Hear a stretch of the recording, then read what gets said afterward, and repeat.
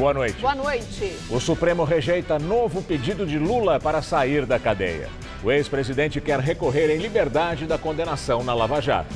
A Polícia Federal vai prosseguir a investigação que envolve Temer. O presidente é suspeito de receber propina no decreto sobre os portos.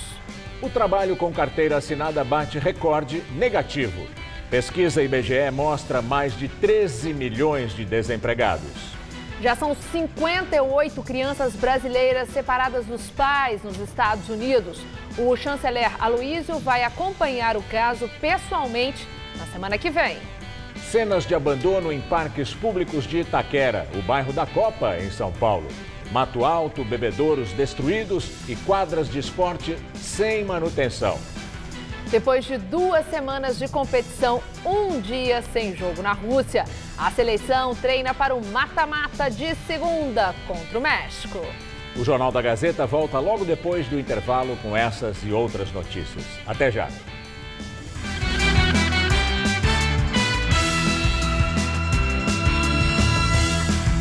Neste domingo, tem novidade na área. Vampeta entra em campo como titular do Mesa. E ainda, as emoções do Mundial. Confira os lances que classificaram o Brasil e os primeiros confrontos das oitavas de final. Mesa Redonda, neste domingo, 9 da noite. Guarujá Goldens, um novo conceito de empreendimento no litoral. Uma experiência de conforto e bem-estar para a sua família. Vista deslumbrante no melhor do Guarujá. Um resort 6 estrelas para toda a sua vida. Desconto de 15% até 30/4/2018. Guarujá Goldens, para você.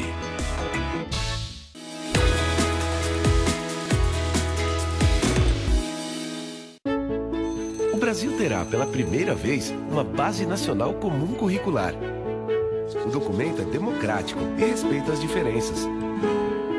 Com a base, todos os estudantes do país, de escola pública ou particular, terão os mesmos direitos de aprendizagem. Hoje a aula é sobre cidadania. Isso é bom. Se a base da educação é a mesma, as oportunidades também serão. Ministério da Educação, Governo Federal. Tá a fim de escrever a sua própria história? Que tal dirigir a sua própria vida? Então corre pra cá, que a sua hora chegou. Bem-vindo ao Universo Casper, um lugar certo para você pensar, criar e questionar. Na Casper, razão e emoção se unem para fazer diferente, fazer melhor. E você, aceita o desafio? Tem muita coisa nova te esperando por aqui. Faculdade Casper Líbero, Vestibular 2019. Paixão por comunicação. Os fatos que fazem o mundo girar. Os fatores que fazem o dia correr. As nuances da notícia, sob vários pontos de vista. Jornal da Gazeta, edição das 10, de segunda a sexta.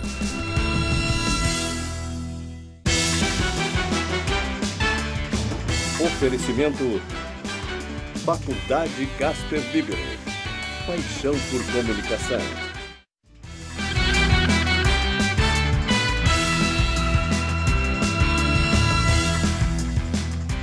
O Jornal da Gazeta de hoje começa com uma denúncia de violência policial. Um casal alega que foi agredido por guardas civis municipais de Osasco, depois de atendimento num hospital da cidade. A Secretaria de Segurança abriu uma sindicância para investigar o caso. Marcelo ainda está com hematomas no rosto e nas costas, e a mulher dele, N de Carla, internada num hospital em São Paulo. O técnico de manutenção explica que a confusão começou depois que o casal procurou atendimento no pronto-socorro da Vila Pestana, em Osasco, para um primo que tem problemas psiquiátricos. O rapaz de 23 anos fugiu durante o atendimento. Voltei, busquei o menino e levei lá dentro. Fui perguntar para a enfermeira Paloma se iam dar um medicamento calmante e mandar embora para casa, que não ia resolver, né? Ia continuar a mesma coisa.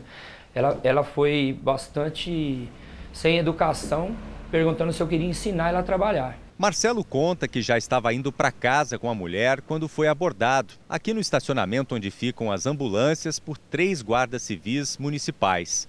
Segundo o técnico de manutenção, ele não teve nem tempo de explicar o que havia ocorrido no pronto-socorro e já teria sido agredido pelos GCMs. Fui tentar defender, ele me deu um apertão lá no pescoço, me jogou no chão e eu apaguei. Quando eu acordei, ela já estava algemada, cuspindo sangue.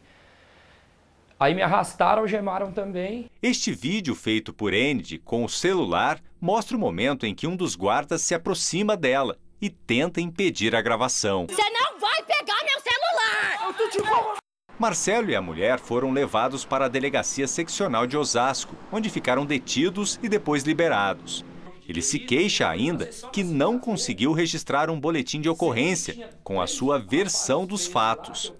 A Prefeitura de Osasco, responsável pela Guarda Civil, afirma que houve resistência de Marcelo durante a abordagem, o que exigiu que ele fosse contido pelos GCMs, e que a Secretaria de Segurança e Controle Urbano já instaurou sindicância para apurar o ocorrido.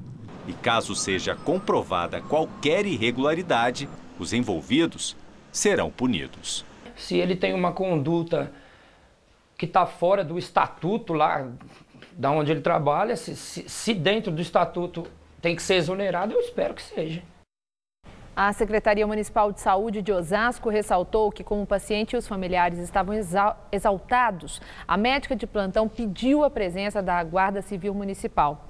Já sobre o atendimento da enfermeira Paloma, citada na reportagem, a pasta não respondeu, apenas que foi aberta uma sindicância para apuração. Nós entramos em contato com a Secretaria de Segurança Pública do Estado de São Paulo para perguntar por que Marcelo alegou que não conseguiu registrar um boletim com a sua versão dos fatos. Não tivemos nenhuma resposta. 2 assassinos de um dentista foram condenados a mais de 30 anos de prisão. O crime foi em 2016 aqui em São Paulo. 2 acusados ainda não foram julgados e 2 estão foragidos.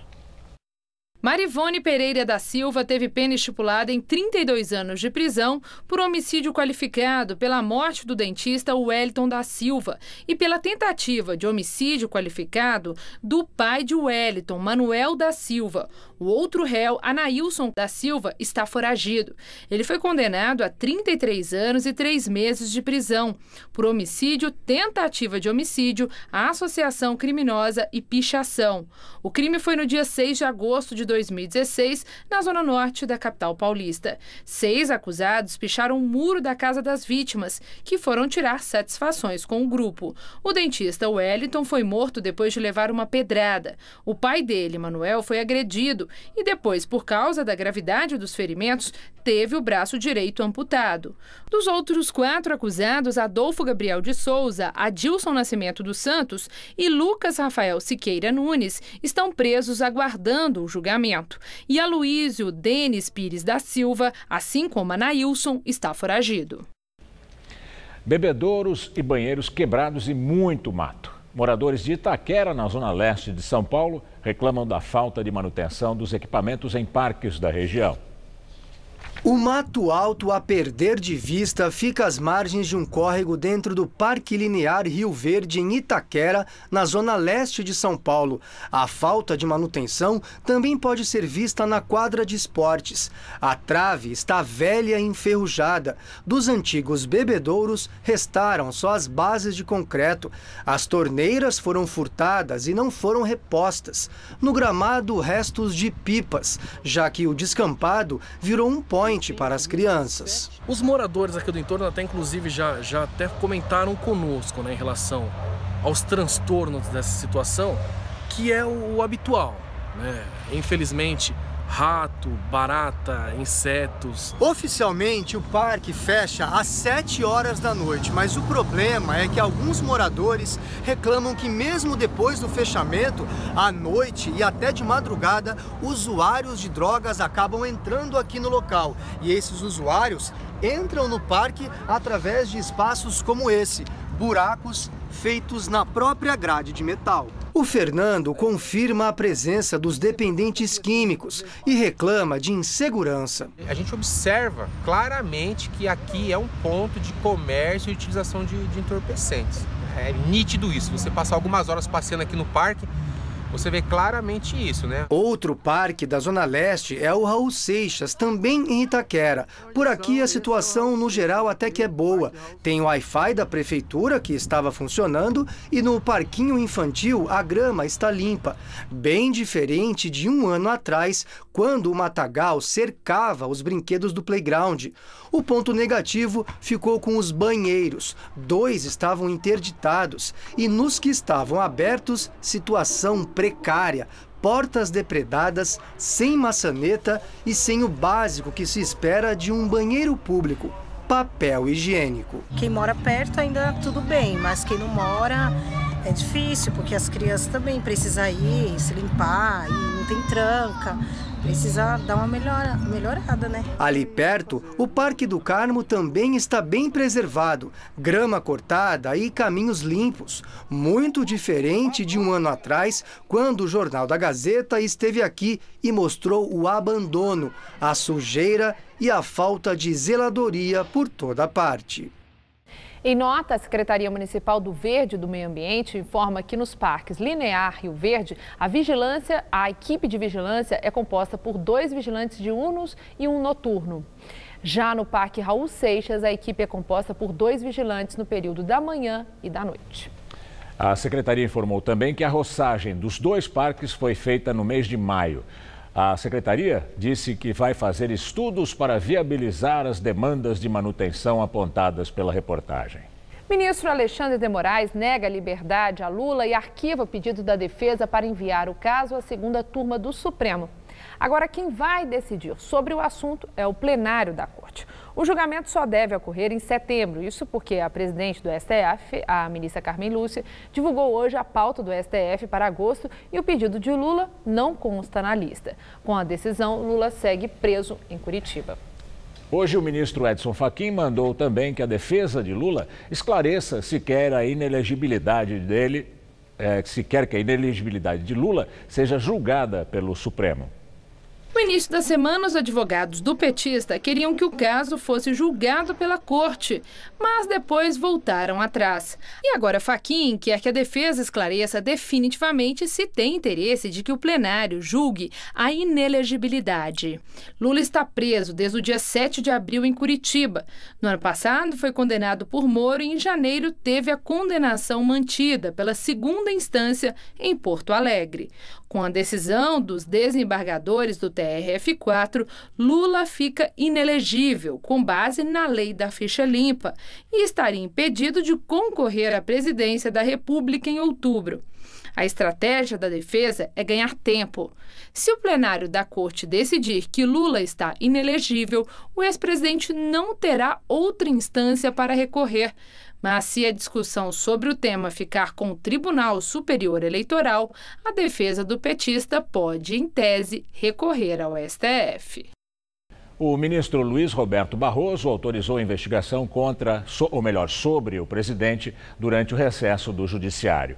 A Polícia Federal disse que a empresa do coronel João Batista Lima Filho atendeu a demandas da vida pública e privada de Temer.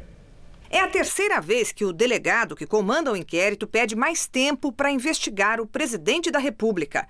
O prazo venceria no fim da semana que vem, quando o judiciário já vai estar em recesso. Agora, com o aval do ministro Barroso, o trabalho de apuração continua. Pelo menos até que a Procuradora-Geral da República, Raquel Dodge, se manifeste sobre o pedido para estender o prazo por mais 60 dias, o que só deve acontecer em agosto. Nas outras 2 vezes, ela concordou. A Polícia Federal alega que não houve tempo suficiente para analisar os documentos e os dados obtidos com a quebra dos sigilos bancário e fiscal de Temer. No despacho, o ministro Barroso se referiu à petição do delegado como substanciosa. Ao justificar o aval, disse que o texto descreve o desenrolar da investigação com um volume expressivo de providências já tomadas e um conjunto relevante de informações. Michel Temer é suspeito de receber propina em troca do chamado Decreto dos Portos, editado em maio do ano passado, que ampliou de 25 para 35 anos o prazo de concessão para as empresas que atuam no Porto de Santos. Entre elas, a Rodrimar e o Grupo Libra, doadoras de campanha do MDB e de Temer. O inquérito foi aberto em setembro de 2017, com base na delação da JBS Friboi. Executivos da empresa confirmaram o repasse de R$1 milhão a Temer em 2014, por meio do coronel João Batista Lima, velho amigo do presidente e dono da Argeplan. Empresa que, segundo o relatório do delegado enviado ao Supremo, teve a estrutura usada para atender demandas da vida pública e privada do presidente Michel Temer. A polícia suspeita que, com a ajuda do coronel, Temer lavou dinheiro de propina na compra e reforma de imóveis de parentes. Na casa da filha Maristela Temer, parte da obra foi paga em dinheiro vivo. Na mesma época, também houve reforma na casa da sogra de Temer, Norma Tedeschi, com valor semelhante à de Maristela. O presidente sempre negou as acusações. E agora o comentário de Josias de Souza, direto de Brasília. Ele fala do inquérito sobre Temer.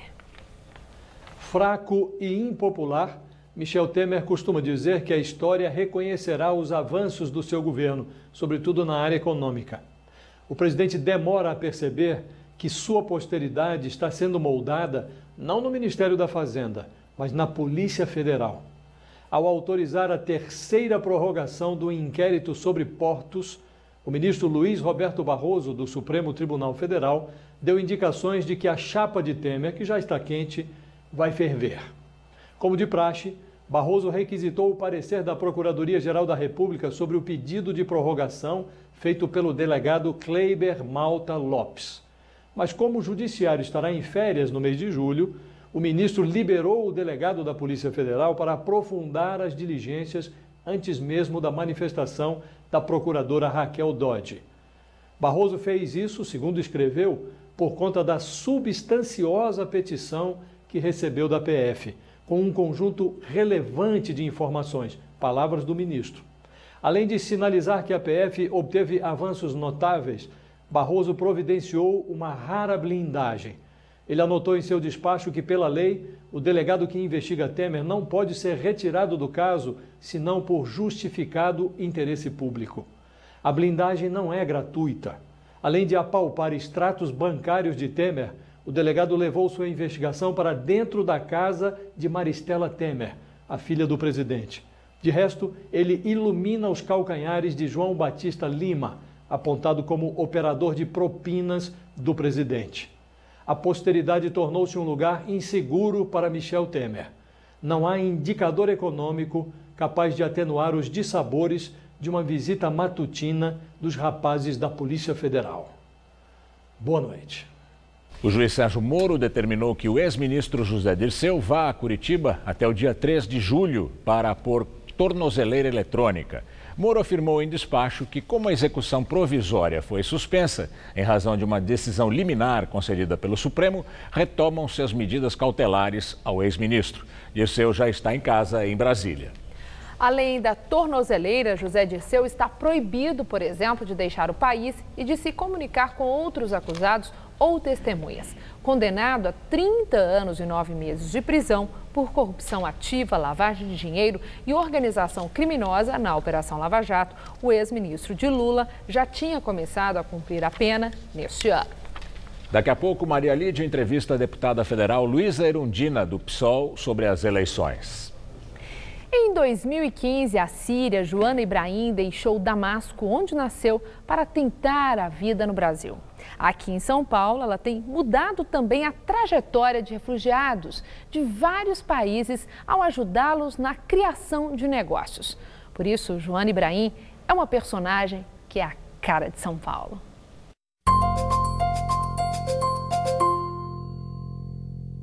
A atração pelo Brasil veio de pequena. Eu lembro que uma pessoa que gostava muito do time do Brasil. Joana nasceu na Síria. Aos 18 foi morar nos Estados Unidos. 2 anos depois voltou para casa. Passou a trabalhar então no Líbano, país vizinho, e voltou para Damasco de novo. Nos últimos 2 trabalhos eu tinha um evento onde os mísseis estavam caindo, umas 6 mísseis caindo no mesmo dia. A gente tinha que fechar onde estamos e indo para um local mais seguro, correndo lá, os mísseis estavam caindo lá. Então pensou no Brasil. Um primo já estava por aqui, fez as malas de novo e chegou no Paraná. Depois Minas Gerais e finalmente veio para São Paulo, onde se encontrou de vez.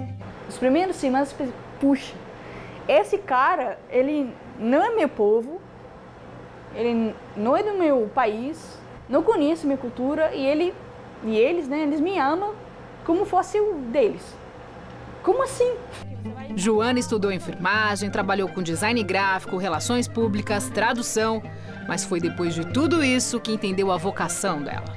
Dizem que se a guerra ou o conflito acabou agora, o crise dos refugiados seria para 20 anos para frente.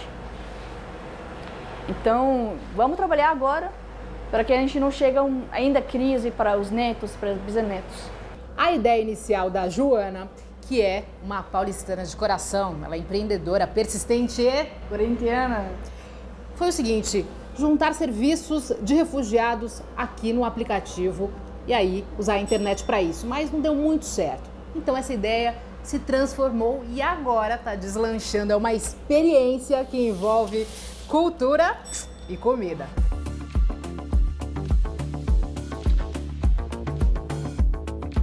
O projeto Open Taste funciona há 2 meses nesse restaurante compartilhado em Pinheiros, na Zona Oeste. Só às sextas-feiras, por enquanto, tanto no almoço quanto no jantar.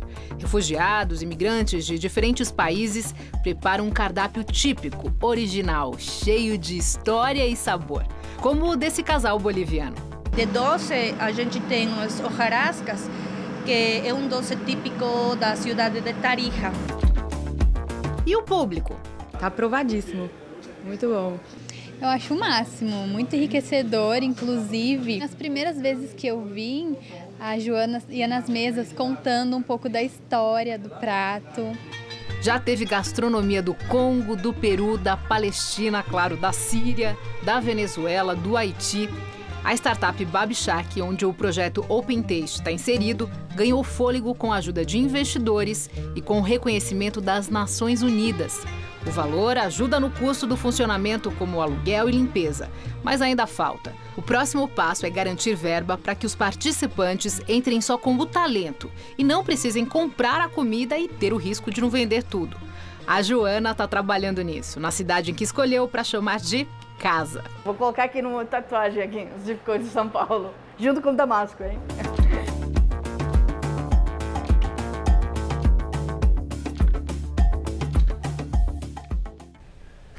O Itamaraty não está conseguindo resolver o problema das 58 crianças brasileiras separadas dos pais nos Estados Unidos. O governo brasileiro reclama que os americanos não permitem a agilização das reuniões, mesmo com a ordem judicial enviada ao governo Trump esta semana. O ministro das Relações Exteriores, Aloysio Nunes Ferreira, vai aos Estados Unidos na semana que vem. A política intolerante de Trump separou mais de 2.000 crianças dos pais quando tentavam entrar nos Estados Unidos ilegalmente. A União Europeia fechou acordo para conter o fluxo de imigrantes, mas o presidente do Conselho Europeu afirma que é muito cedo para comemorar. Os europeus concordaram com a abertura de centros de acolhida e processamento de pedidos de asilo, instalados voluntariamente pelos países membros. Nesses postos serão selecionados os migrantes que podem pedir asilo e os que serão devolvidos para seus países. O presidente francês Emmanuel Macron havia sugerido que os europeus não fossem mais obrigados a aceitar cotas de refugiados, determinadas pelo bloco em 2015. Em vez disso, alguns países poderiam optar por pagar a Agência de Fronteiras da União, que lida com os refugiados. Na Itália, o governo direitista de Giuseppe Conte chegou a ameaçar o boicote do documento, mas voltou atrás e aceitou a decisão. O México vai às urnas para mais uma eleição geral, num dos momentos mais violentos da história recente do país. Segundo Pesquisa Nacional, os mais de 200 mil assassinatos e 35 mil desaparecimentos nos últimos 12 anos e o aumento da violência do narcotráfico deixaram a percepção de que a impunidade prevalece sobre a justiça. O candidato de esquerda, López Obrador, é considerado favorito no próximo domingo. E agora vamos ao comentário de política internacional com João Batista Natália.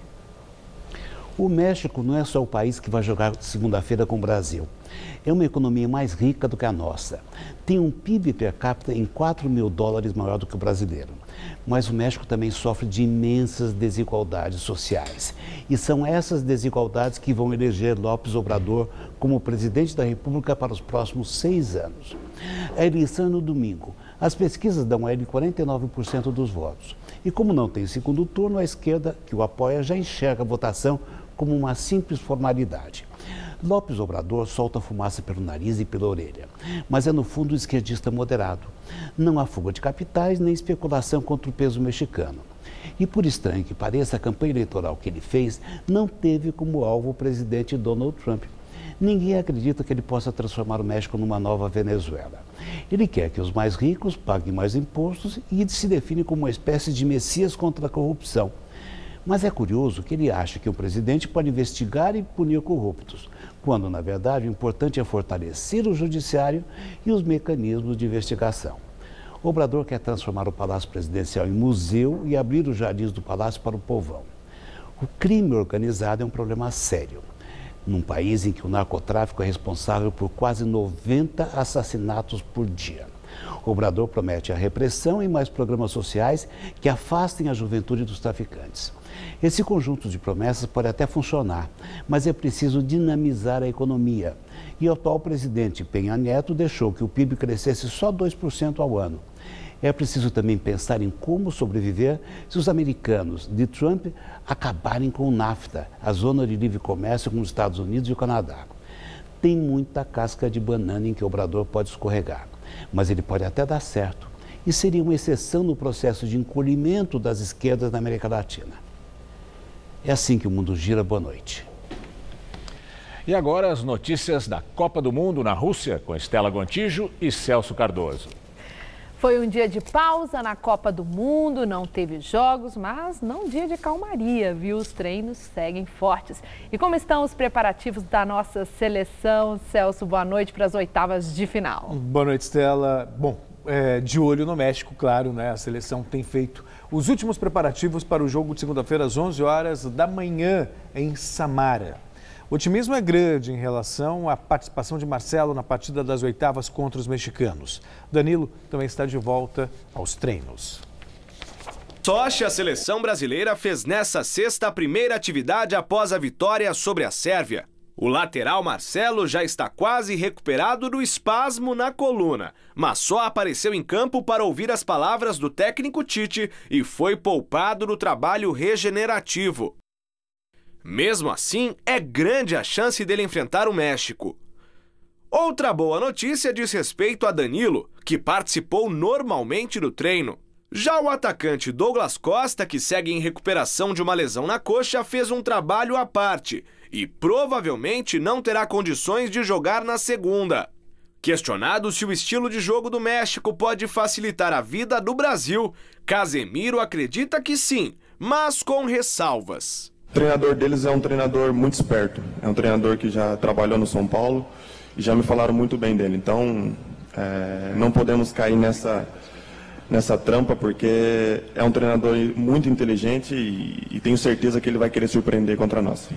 O volante também comentou sobre o que pode fazer a diferença neste momento, o lado técnico ou emocional.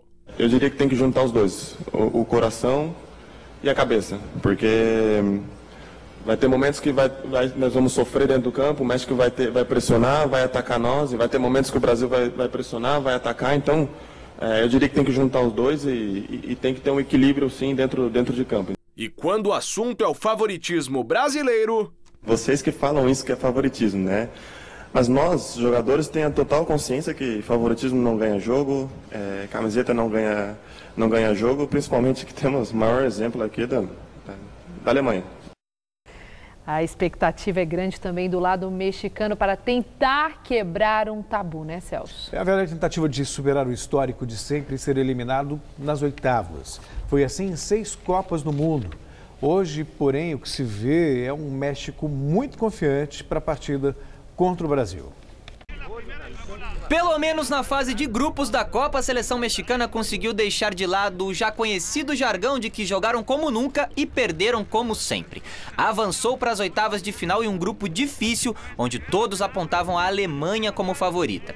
Ter vencido 2 das 3 partidas, uma delas contra os próprios alemães, motivou o México para o jogo diante do Brasil. E para quem acha que eles já chegaram longe demais, o capitão Guardado pensa bem diferente disso. Estamos a uma vitória de, enfim, chegar às quartas de final. Isso é o que nos motiva. Não o fato de poder jogar provavelmente meu último jogo em Copas. Isso não passa pela cabeça e acredito que nem na cabeça de nenhum outro jogador daqui. Estamos nas oitavas outra vez e agora está em nossas mãos. Guardado também aproveitou para falar sobre Neymar e ele não mediu as palavras para alertar sobre o estilo de jogo do brasileiro. Sabemos que ele gosta de exagerar nas faltas e se atirar bastante. Esse é o estilo de jogo dele e depende dos árbitros tomar uma atitude. Thaís, será que essa declaração pode afetar a arbitragem?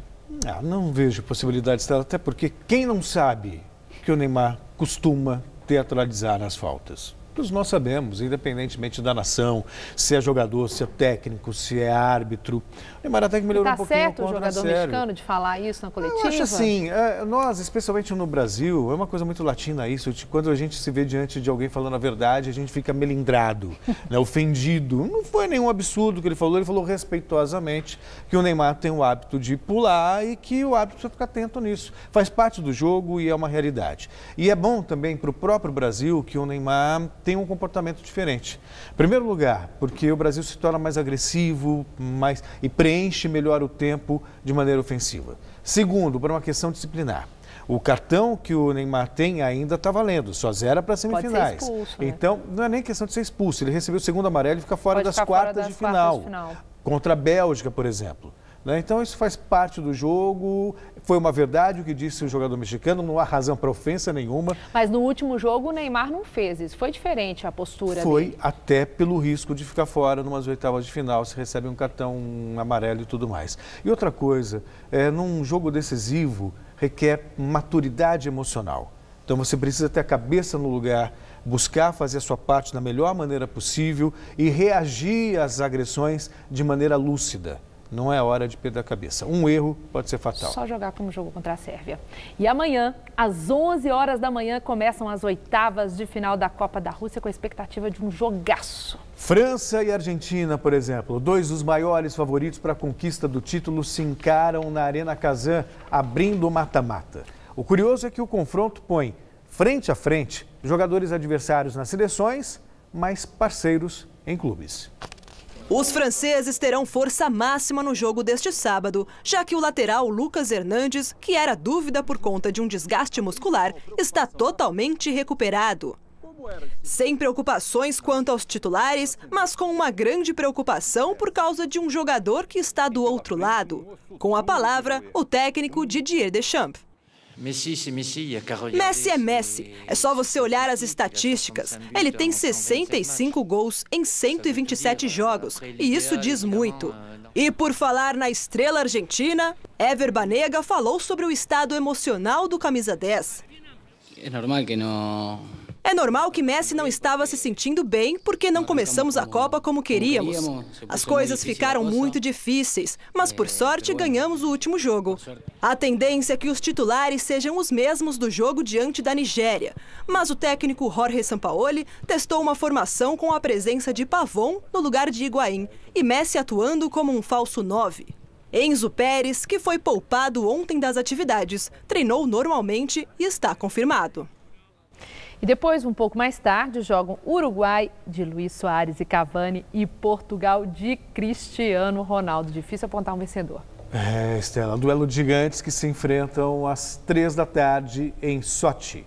Outro clássico do futebol mundial, mas inédito em Copas do Mundo. Mais do que um jogo valendo vaga para a próxima fase do Mundial, a partida marca um confronto entre Soares, destaque do Barcelona, e Cristiano Ronaldo, craque do Real Madrid. Embora os dois jogadores neguem que a rivalidade do clássico espanhol possa interferir na disputa entre os dois países, até porque esta é a primeira vez que as duas seleções se enfrentam em uma Copa do Mundo, fica impossível não lembrar deste fato. Comandada por Oscar Tabares, a seleção sul-americana saiu ontem de Nazi e já foi para Sochi, onde será disputado o duelo de amanhã. Do lado de Portugal, a preocupação é como furar a defesa uruguaia, que ainda não sofreu gols neste Mundial. O técnico Fernando Santos afirmou que está estudando os adversários de amanhã e garantiu que mesmo as grandes fortalezas possuem fraquezas que podem ser exploradas.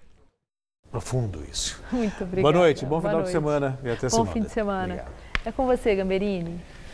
Por maioria, o Supremo Tribunal Federal rejeitou a volta da obrigação do trabalhador de pagar a contribuição sindical. Os ministros mantiveram o texto da reforma trabalhista aprovada no ano passado na gestão Temer, que já previa que a contribuição sindical fosse facultativa. Os questionamentos ao Supremo foram apresentados por entidades sindicais. O relator era o ministro Edson Fachin. Ele votou para derrubar a medida e tornar o imposto obrigatório. Sem pluralismo sindical, a facultatividade da contribuição destinada ao custeio dessas entidades pode se tornar um instrumento que obsta o direito à sindicalização, que inequivocamente foi reconhecido pela Constituição. No entanto, por 6-3, os ministros rejeitaram as ações que questionavam a contribuição. Ao todo, o plenário do Supremo julgou 19 ações que questionavam este trecho da reforma trabalhista. As entidades sindicais alegavam forte queda em suas receitas, comprometendo a negociação de acordos coletivos e serviços de assistência aos trabalhadores. Os ministros consideraram que a nova norma não desrespeita a Constituição.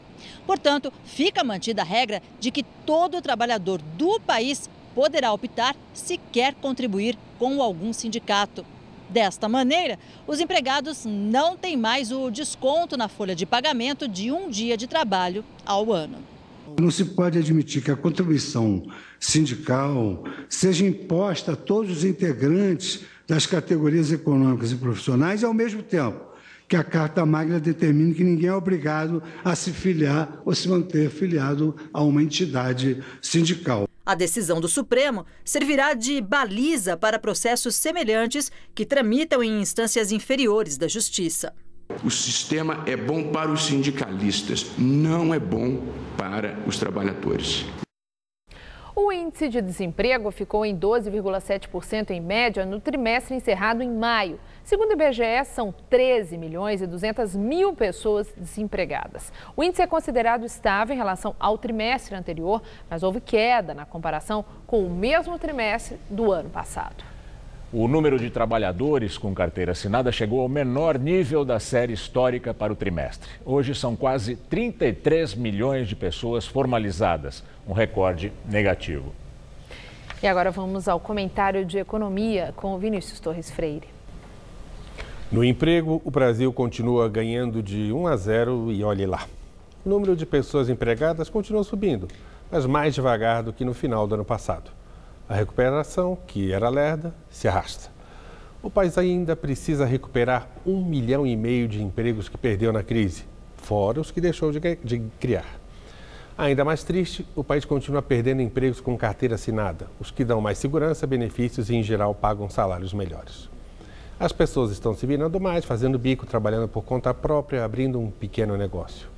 Por isso, o emprego cresce um pouquinho, mas as empresas não estão contratando no fim das contas. Ou tem capacidade ociosa, ou não tem confiança de que a economia vai deslanchar. É verdade que a crise do trabalho não é igual em todas as regiões. No Nordeste, a recuperação é a mais lenta de todas. Na verdade, a região ainda está no vermelho.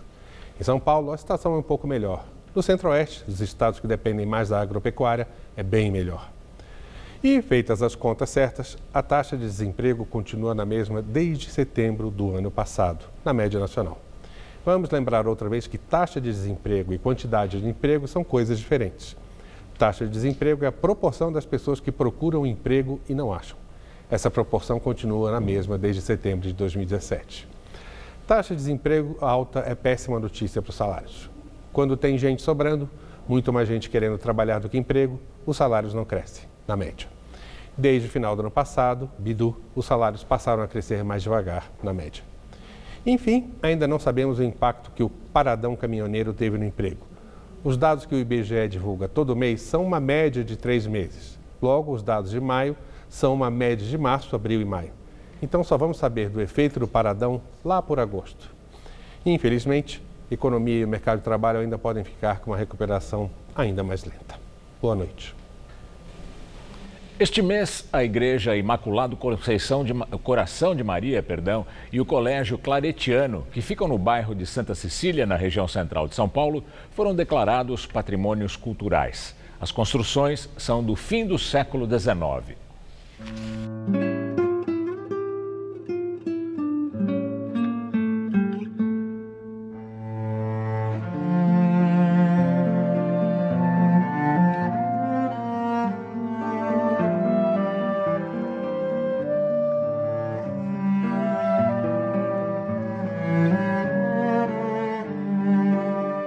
Lúcia sempre tem uma emoção especial ao entrar aqui. Sim, o lugar é lindo, mas o coração bate forte pelas lembranças. Casei aqui, tive meus filhos e eles foram batizados aqui. Muitos moradores da região de Santa Cecília, no centro de São Paulo, têm grande afeto pela Igreja Imaculado Coração de Maria. Eu sinto como se estivesse em casa, estivesse na casa do Pai. É maravilhosa essa casa e é a casa da mãe também, que é Imaculado Coração de Maria. Aberta ao público em 1899, o espaço religioso é vizinho ao Colégio Claretiano, dos missionários da igreja. Os 2 prédios da Rua Jaguaribe acabam de virar patrimônio cultural de São Paulo. O processo de tombamento durou 30 anos. O pedido inicial foi dos responsáveis pela escola, mas os moradores apoiaram a iniciativa e fizeram até abaixo-assinado. Vitrais, pinturas e até mesmo as cores da igreja só vão poder mudar com a autorização do CONDEFAT, que é o Conselho de Defesa do Patrimônio Histórico. Essa é uma maneira de preservar as características da igreja que estão aqui há quase 120 anos e que contam parte da história de São Paulo. Isso é muito positivo e nos dá uma responsabilidade muito grande, porque nós precisamos agora, mais do que nunca, conservar desse patrimônio que é da própria cidade. Considerada uma das mais bonitas da capital, a igreja está modernizada. As pinturas originais foram restauradas. No teto, a representação do batismo de Índio Tibiriçá, o importante líder tupiniquim na época da colonização dos portugueses, parece nova, mas é de 1927. As luzes da igreja estão todas automatizadas, controladas por um tablet. As velas são eletrônicas, mais ecológicas. E até a água benta vem em conta-gotas, por um sensor, sem desperdício. Mas entre as mudanças que o tempo proporcionou, o padre lembra que 2 pontos históricos já não fazem mais parte visualmente da igreja.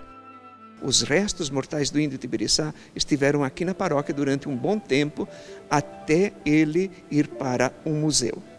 Bem como os restos do altar da capela do colégio, que em 1892 foi demolido por uma intempérie. Ela teve esse serviço de abrigar parte do altar e também os restos mortais do Índio Tibiriçá.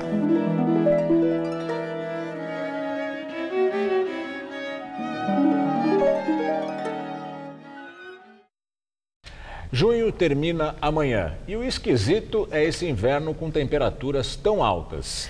Aqui na capital parece que o fim de semana vai continuar quente. Vamos ver os detalhes com Tássia Sena.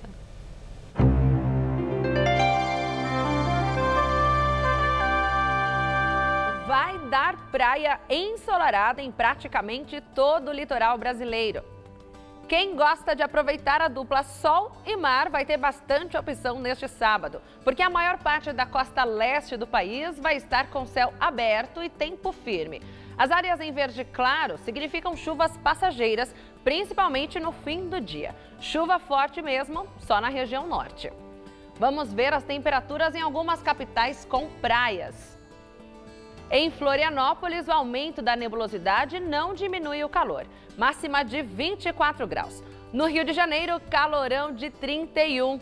Em Salvador, chuva rápida devido ao calor de 28 graus. Já em Natal, tempo firme com máxima de 29. No estado de São Paulo, a massa de ar seco continua dificultando a formação de nuvens de chuva. Para o oeste, nenhuma instabilidade à vista. Máxima de 29 em Marília. No norte paulista, temperaturas altas, como em São José do Rio Preto, onde pode fazer 30 graus. No leste do estado, uma frente fria passa pelo oceano, mas nem chega a mudar o tempo no litoral. Máximas de 26 em Santos e de 27 em Caraguatatuba. Todo esse ar muito seco prejudica principalmente a saúde das pessoas com problemas respiratórios. Aqui na capital, o sábado e o domingo permanecem ensolarados. Mínimas entre 14 e 15 graus e máximas variando entre 26 e 25. Na segunda, a semana começa mais quente, com máxima de 27. E a dica é aproveitar o céu com poucas nuvens nas próximas noites para observar a lua cheia, que promete ficar bem bonita. Domingo, às 11 da noite, o programa Hora do Voto recebe o empresário Flávio Rocha, pré-candidato à presidência da República pelo PRB. O programa é ancorado por Maria Lídia, com participação do comentarista de política Bob Fernandes. O ministro Gilmar Mendes, do Supremo Tribunal Federal, determinou o arquivamento do inquérito aberto para investigar o envolvimento do senador Aécio Neves, do PSDB de Minas, em supostas irregularidades cometidas em Furnas, subsidiária da Eletrobras. A Procuradoria-Geral da República tinha pedido o envio do caso para a primeira instância, mas o ministro Gilmar Mendes decidiu pelo arquivamento. Essa investigação sobre o parlamentar era um desdobramento da Operação Lava Jato. Aécio Neves já é réu no Supremo no inquérito que se baseia na delação dos donos da JBS Friboi por corrupção e obstrução à justiça. Na entrevista do dia com Maria Lídia Flandoli, as perspectivas das candidaturas do PSOL nas eleições deste ano. Entrevisto Luísa Erundina, do PSOL. Deputada federal na 5ª legislatura, política com destaque na luta pela justiça social e igualdade de direitos, que já foi vereadora, deputada estadual, ministra de Estado na gestão Itamar Franco e primeira mulher prefeita de São Paulo. Muito obrigada, deputada, por estar conosco.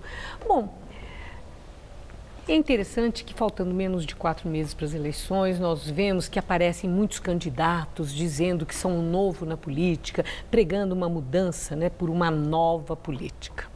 Não é de hoje que Luísa Erundina fala e insiste que é preciso mudar a cultura política do Brasil. Okay. E aí eu quero saber, nós temos indicadores de que as eleições desse ano vão oferecer oportunidade para uma mudança na cultura política do Brasil? Olha, eu não acredito nisso, Maria Lídia, sabe por quê? O sentimento predominante aí por parte dos eleitores não é de acreditar na política e de pensar a mudança na política. Muito pelo contrário, é de rejeição, de indignação, né, de incerteza sobre quem escolher para governar o país. Tem uma enormidade de candidatos, o que já é um sintoma, quer dizer, tantos candidatos significa a dificuldade de se definir por um candidato. Né? E tudo está muito incerto, tudo está muito obscuro. Enfim, eu estou preocupada com o resultado que não possa representar o necessário de apoio social, de apoio popular a um futuro governante do país. E olhando assim para o futuro, dá para avaliar, supor que vá haver mesmo mudança lá no Congresso Nacional? O que essa mudança pode possibilitar em termos de garantia de governabilidade para quem for eleito presidente? Veja, Maria Lídia, eu já estou no 5º mandato, portanto, na 5ª legislatura, como você acabou de dizer, e a cada legislatura, lamentavelmente, o quadro se agrava, é pior. Porque a inovação não passa necessariamente por idade, né? Querendo, né, de uma certa forma, esconder a minha situação. Mas é para dizer que a renovação passa por idade, não passa por idade. Tem muita gente jovem no Congresso, mas vejam os sobrenomes dele. São sobrenomes dos que estão na política há muito tempo. Quer dizer, é continuidade? É a continuidade. É a mesma política que eles veem e aprendem com o passado. Não acredito nisso. Eu acho que o novo é o povo que cria. E me preocupa o fato desalento, dessa insatisfação, desse desencanto, dessa falta de legitimidade e de credibilidade. O pior que não é em relação só aos maus políticos, em relação à política, sobretudo por parte da juventude. Isso é muito preocupante. E ao você falar do Congresso, eu acho que é oportuno se pensar nisso, porque em geral, nessas eleições gerais, só se pensa no executivo. O governador, o prefeito quando é eleição municipal, o presidente da República, e pouco se fala no legislativo. As pessoas não se preocupam muito na escolha que elas vão fazer para o legislativo, seja Senado, Câmara dos Deputados, Assembleia Legislativa, deixam para escolher na última hora e, consequentemente, não mantêm um compromisso com o desempenho daquele que ele escolheu. Portanto, é preciso qualificar também o voto, e qualificar o voto, sobretudo, no legislativo, porque o legislativo é aquele que decide, que define o rumo da política do país. E até a possibilidade, né, de quem for aí no cargo majoritário eleito poder fazer alguma coisa. Né? Agora, viu, Maria Lídia, a experiência tem nos mostrado que a governabilidade não é necessariamente assegurada por uma maioria no Congresso. Porque, em geral, essa maioria é construída de forma fraudulenta. É o toma lá da cá. É, o toma lá da cá. E, portanto, não é um compromisso com um projeto. Aliás, poucos partidos nesse país, embora tenhamos mais de 30 partidos no país, com 25 com assento na Câmara dos Deputados, né, eles não têm identidade programática, eles não têm identidade ideológica, eles não têm um projeto de país, de nação, muito menos de nação. Então, fica aquele me dá lá cá, toma lá da cá, e a troca de interesses, né, de interesses e de descompromisso com a sociedade, com o interesse público. Agora, em março de 2016, Luiz Erundina deixou o PSB e foi para o PSOL. O PSOL correspondeu às suas expectativas? Oferece possibilidades, condições para a realização da sua causa política na defesa da justiça social, da igualdade de direitos? Olha, não é simples e é traumático se mudar de partido. Eu imagino. Eu estive no PT, onde fiquei 17 anos, sou fundadora. Depois de 17 anos eu mudei para o PSB, porque tinha o S na sigla, pensando que de fato era um partido socialista. E quando eu saí do PT para ir para o PSB, porque eu imaginava que o PSB fosse uma proposta socialista, de esquerda, democrática, eu dizia, olha, eu estou mudando de casa na mesma rua.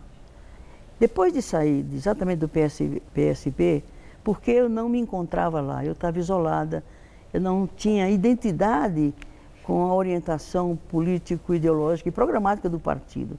E eu não sei estar num lugar que eu não esteja inteiramente nele, quer dizer, absolutamente acreditando e correspondendo àquela expectativa dos outros em relação a mim, inclusive. E aí eu fiquei muito infeliz, muito desencantada, muito desencontrada. E com quem eu me identificava, nas suas posições, né, na sua intransigência com aquilo que estava errado, era o PSOL. Uma bancada pequena, né, nós somos hoje 6, eram 5, 4 no início.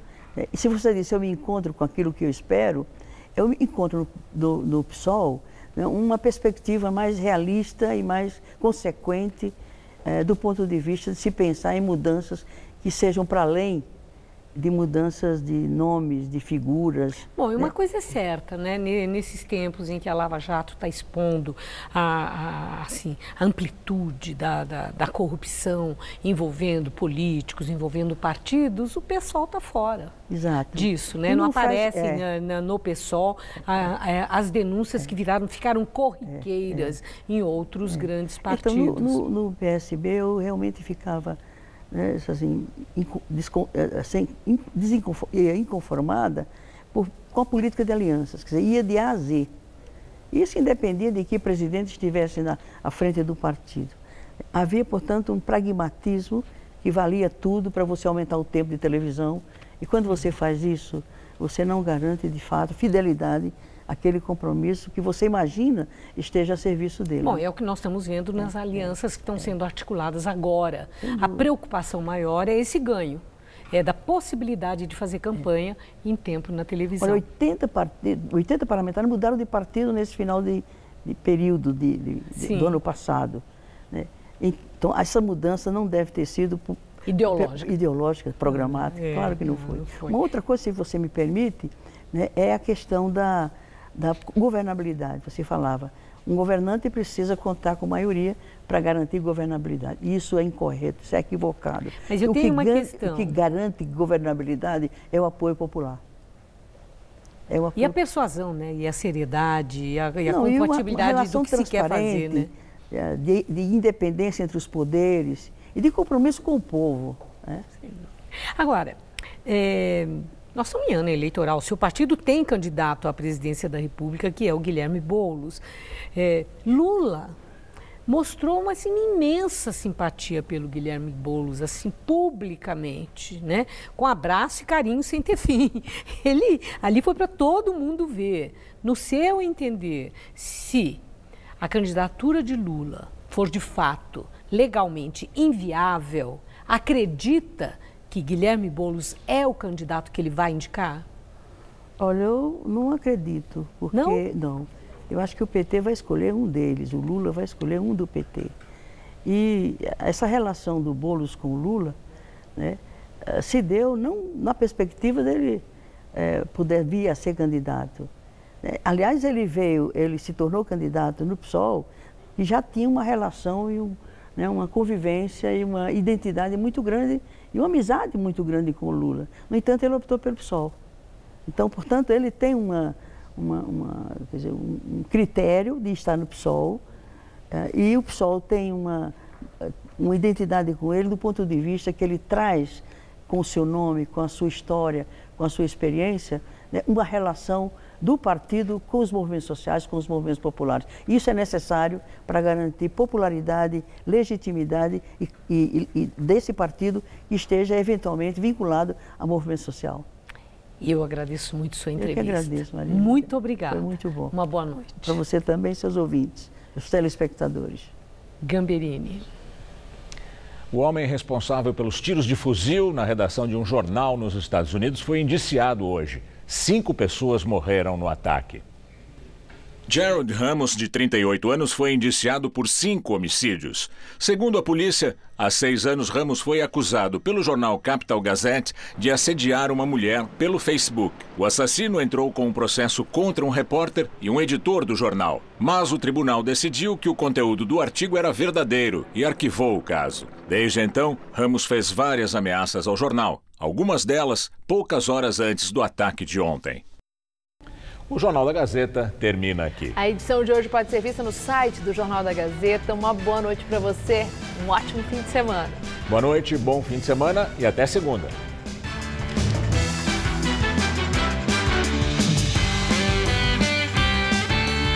Neste domingo, 11 da noite, Maria Lídia entrevista o pré-candidato à presidência da República pelo PRB, Flávio Rocha, em Hora do Voto.